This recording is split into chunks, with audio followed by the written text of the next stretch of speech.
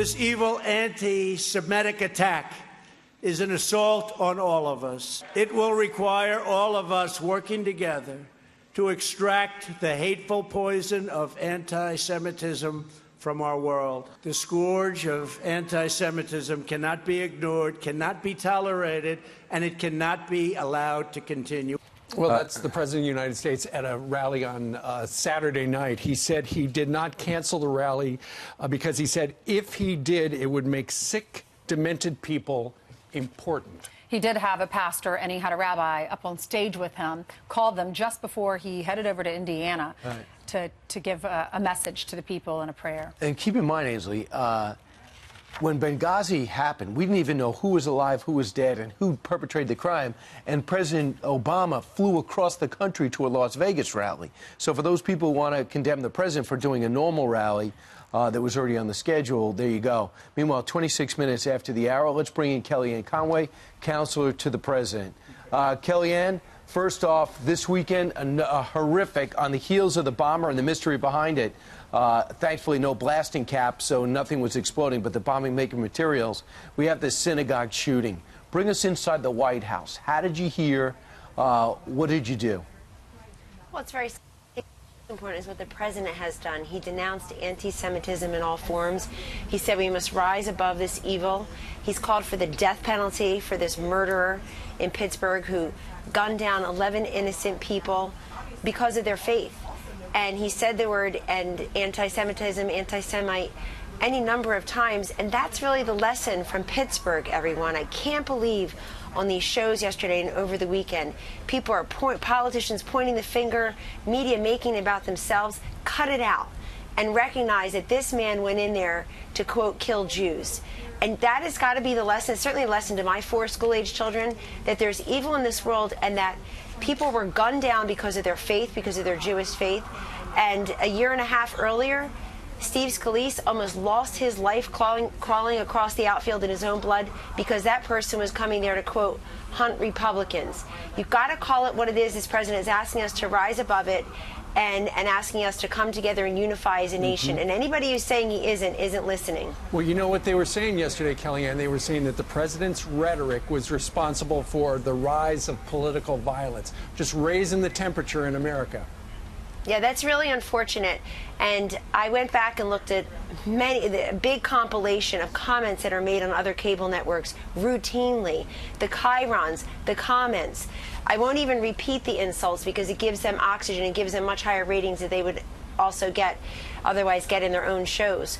But the kind of rhetoric that is said day in and day out about this White House, the people who work here, the president, the vice president, their families, it's got to stop.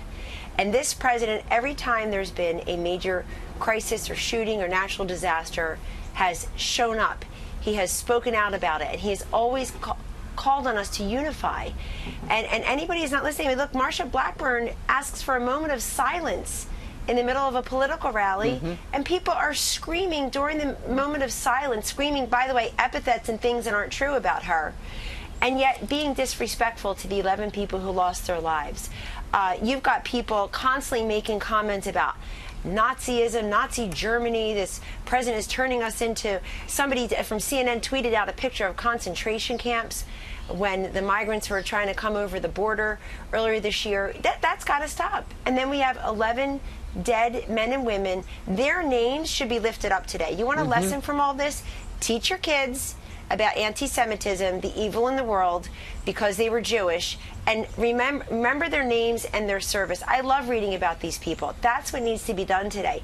But, you know, the media brings themselves into everything. It's always about them, and it's always about President Trump. In this case, the president is leading the country to heal.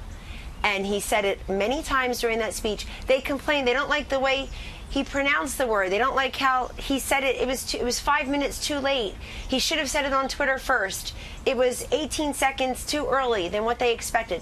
Cut it out and listen carefully because everybody else is listening. I like what you said about learning about these people. Daniel Stein was 71. He had Beautiful just become a grandfather. Beautiful people of service. Yeah, you had a husband and a wife, 86-year-old and 84-year-old. They were married in the Squirrel Hill synagogue. You had two brothers that were inseparable. So many stories about all the things they had done to help other people. One guy did taxes for a living as an accountant, and he did another man's girl's taxes every year and never charged his family. So good people, and we do need to remember them. Keep reading them. And by the way, Ainsley, and I know you understand this very well, the anti-religiosity in this country, that it's somehow in vogue and funny to make fun of anybody of faith, to constantly be making fun of people who express religion, the late-night comedians, the unfunny people on TV shows.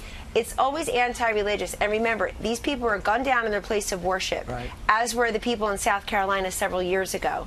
And they were there because they're people of faith. And it's that faith that needs to bring us together. This is no time to be driving God out of the public square. No time to be making fun of people. That's right. All right, Kellyanne, I want to bring you to another topic. President Obama going off and mocking President Trump and others that are concerned about the caravan and the other caravan and others who are storming our borders. We're getting, what, 1,000 a day?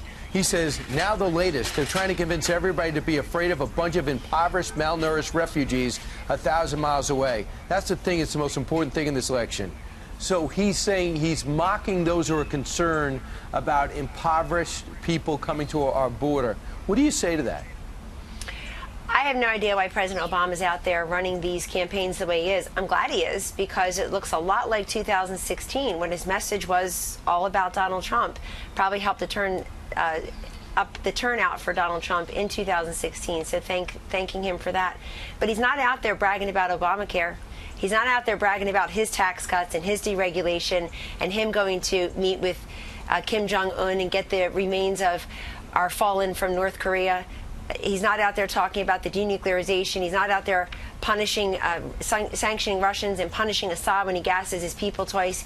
It took him many, many years to make his first trip to Israel. It took this president 4 months into his first term. So let's compare the two presidents any day of the week. Let's focus on what this caravan is and what it is not. The Secretary of Homeland Security was out yesterday on your network talking about the fact that people who are coming here illegal are not going to be allowed in, that we are a generous nation where 33 million people have immigrated legally to this country over the years. You can stand in line, you can file the paperwork, you can immigrate here legally. And if you have a credible fear of asylum, that is considered. But because of these ridiculous court decisions and the inaction, the complete fecklessness and recklessness of the Democrats up on Capitol Hill, we have this crisis. President Obama in 2005 rolled the tape. Boy, different tune then when he was thinking of running for president. Senator Obama talked about illegals cannot come here across the border. We're going to punish any employers who hire illegals. He went on and on and on. Different tune now. But it is fascinating that Donald Trump still lives rent-free in his head, and he's not out there bragging about Obamacare. He's trying to force Medicare for all, which means less Medicare for seniors, and socialized medicine on everyone. Kellyanne, before you go, 8 days to the midterms, what's the president going to do to keep Republicans in charge of both houses? The question is, what is the president not going to do? He's just going to barnstorm the country, many different rallies, about 10 or 12 rallies left, multiple stops a day in this last week while he's being president of the United States, his first and foremost responsibility. And he's going to leave it all in the field, run through the tape like he did in 2016, and he's going to go out there and say, I want this person to be in the United States Senate or in the House of Representatives because we have to keep this great economy going, where this is just a down payment on the peace and prosperity that you've seen in the first 2 years. So we know 43 retirements in the House. That's a big hole to dig out of, but the president's going to make it possible. No nonpartisan, sane prognosticator right now is predicting the 63 House seat losses that President Obama suffered in his first midterms in 2010, or even the 54. And by the way, in the last 80 years, I'm told only about 8 Senate seats have gone to the party in power in a midterm election. Everybody knows that the Republicans are going to hold the Senate and probably add to it if you look at all the news reports. So they're going to defy. He's a guy who defies the trends. He's a guy who makes history, doesn't repeat history, and you'll probably see that next Tuesday as well. Reports that you've given up on the House, true or false? The president hasn't given up on the House. Of course he wouldn't do that. And some of us I'm being dispatched out on my personal time.